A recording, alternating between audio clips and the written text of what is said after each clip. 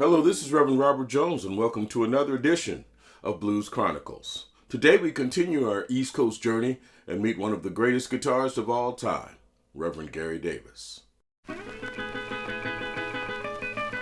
Reverend Gary Davis was born in Lawrence, South Carolina in 1896.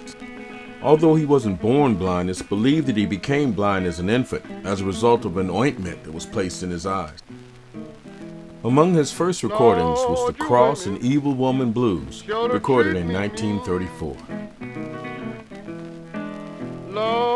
In those days, it's said that Reverend Davis favored National Resonator guitars, and they certainly give his music a certain vibe.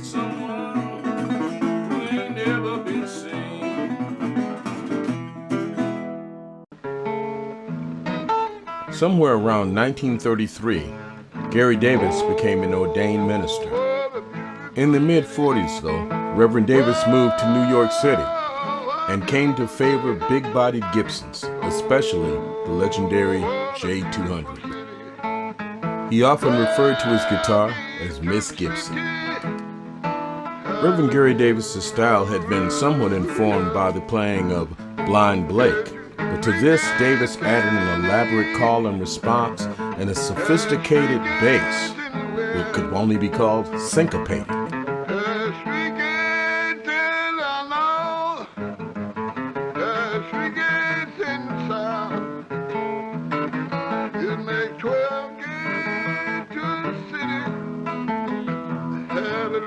Sometimes Davis utilized the guitar as a vehicle for preaching, like he does in his classic tune, Crucifixion.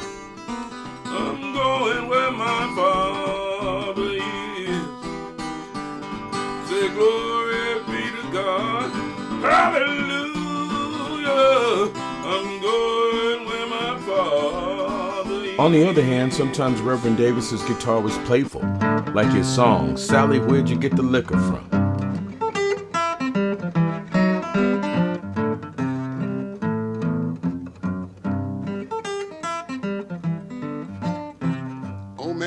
He was a mighty man. But for all of his great talent, Reverend Davis found himself more often than not financially strapped, living in the tenement in Harlem.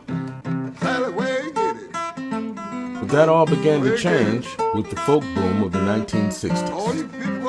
And a particular blessing came about when Peter, Paul, and Mary recorded one of his songs, If I Had My Way, and assigned Reverend Davis the royalties. Davis was able to move out of Harlem into a modest home in Jamaica, Queens, New York. Reverend Davis was able to continue to perform and to teach until he was weakened by a chronic heart condition.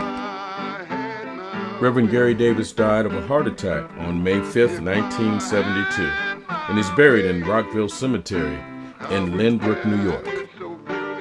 He's left behind a legacy of musical children and grandchildren, of which I'm proud to say I'm one. For Blues Chronicles, this is Reverend Robert Jones.